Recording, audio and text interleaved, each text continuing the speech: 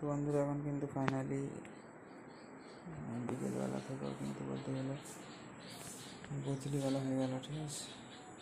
কিছুটা এরকম পরিবেশ আপনারা দেখতে পাচ্ছেন বাইরের, ঠিক আছে। এই যে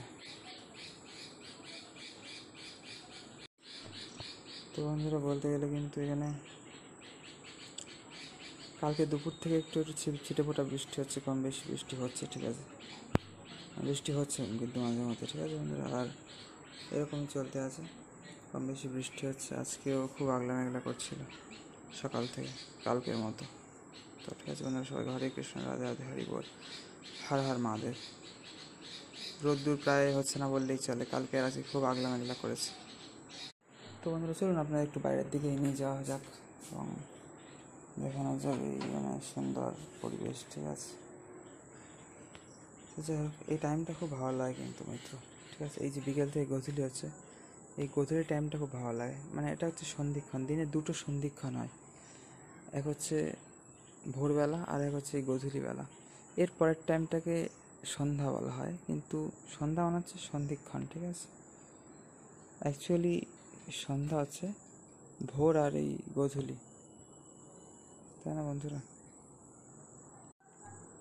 ও হ্যাঁ, আর এই গোধূলি বলাটারও কারণ আছে।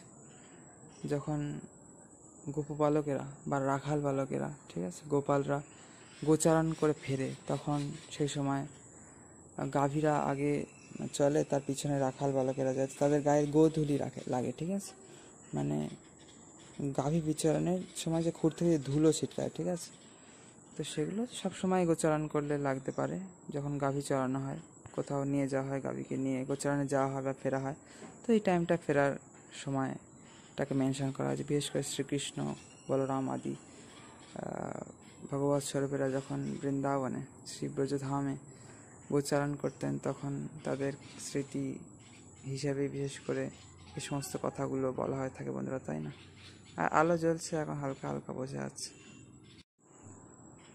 তো সকাল হলে কি কোনো আলো জ্বলছে বোঝা যায় তো, কিন্তু এখন আছে বিকেলবেলা, তারপরেও গোধূলিবেলা, সেই জন্য এখানে এই আলোটা জ্বালানো আছে বলে বোঝা যাচ্ছে।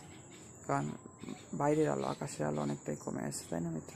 তো হচ্ছে আমাদের তুলসী মহারানী। আর আজকে হচ্ছে 14 তারিখ, ঠিক আছে। এই 14 না, 15 তারিখ, 15 সেপ্টেম্বর। এই গোধূলির সময় বিকাল সন্ধ্যার সন্ধিক্ষণ আপনারা দর্শন করছেন। আর হচ্ছে আমাদের তুলসী মহারানী।